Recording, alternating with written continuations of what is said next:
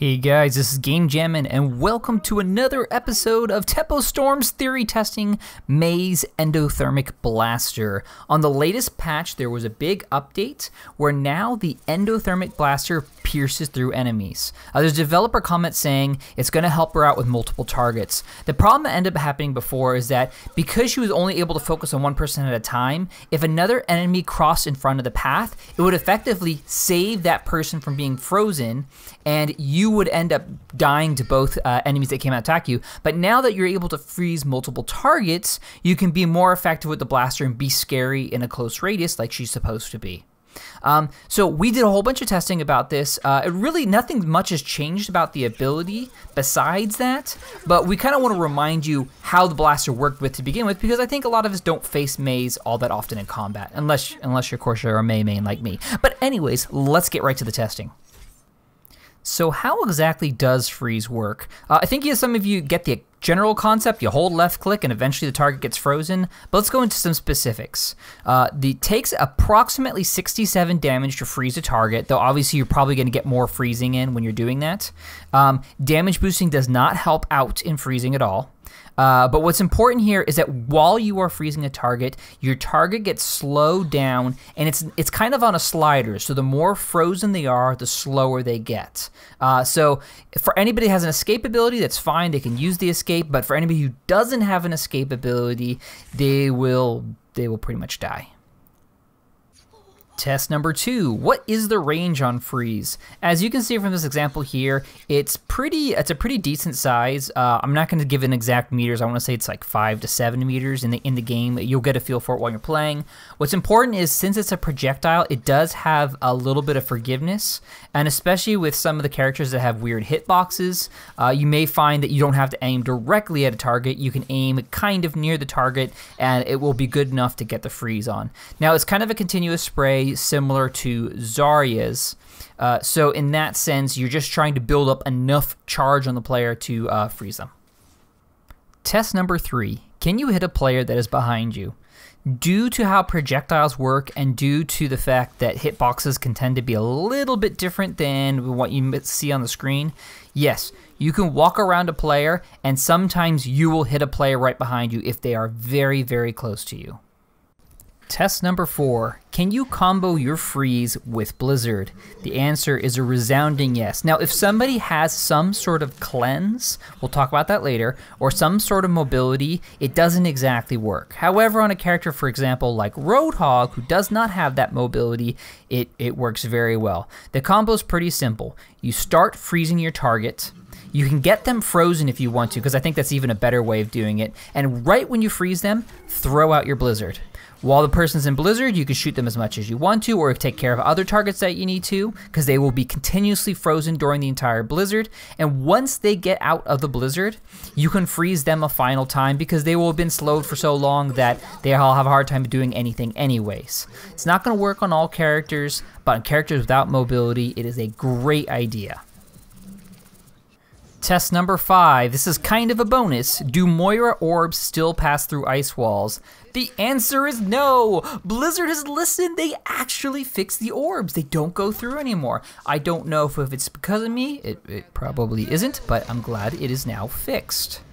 And as a bonus, you will notice that Genji can now reflect the freeze. Okay, hang on, watch. You see him freeze, he's gonna put up the reflect, and he can stop the...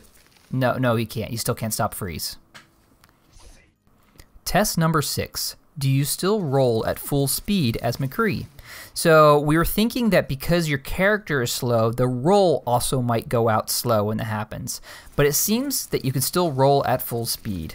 On top of this, anytime you are about to get frozen or get frozen, your character can still move at full speed. They just can't actually walk themselves. So if Farad uses the boop ability, while getting frozen, she will still get booped the full distance. Test number 7. Are there any abilities that cleanse freeze? Now, cleanse, what we mean by that is specifically if you use an ability and come out from that ability, Do you have to start the freezing process all over again? And the answer is yes. Specifically, you can see here with Reaper, when he's using that first ability, he is able to cleanse the freeze, and it takes a full 67 damage again to freeze him. Now, this Shadow Step ability does not work. However, the other ability, what is it called? Wraith Form, there we go, works. Sombra has enough time to escape with her ability, but her ability does not cleanse the freeze. Another one, so you'll see here, like teleporting really close by, still gets frozen pretty fast. Another character that has a teleport ability, Moira, when she uses it, the freeze starts all over again. So pay attention to that. Test number 8, how does freeze interact with shields? As you can see from this perfect example here, shields can in fact be frozen. Does that do anything? No, it does absolutely nothing. What's important to note is shields will block your freeze ray, but of course if characters are sticking halfway through, they can still get frozen just per normal. Your best solution when dealing with the shield is to just stick your gun right through it and freeze the target right behind the shield, including a Reinhardt. Test number 9. How does freeze interact with turrets? You can in fact freeze a turret, but I will tell you there is a much better solution. You've got this ability, the Ice Wall, that will render a turret absolutely useless. You can get to both sides of the turret and it will not function or do anything while it's in there, which buys you enough time to take out whatever target you need, and then you can go for the kill. And there's generally plenty of spots that you can sit in that the turret cannot fire at you while you can put the Ice Wall on it. And let's not mention the fact that when Torbjorn does his ult, it has a super powerful turret. The Ice Wall renders that completely useless almost for the entire time of the ability. Test number 10, a whole bunch of bonus tests. So we did about an hour of testing and going through the different characters.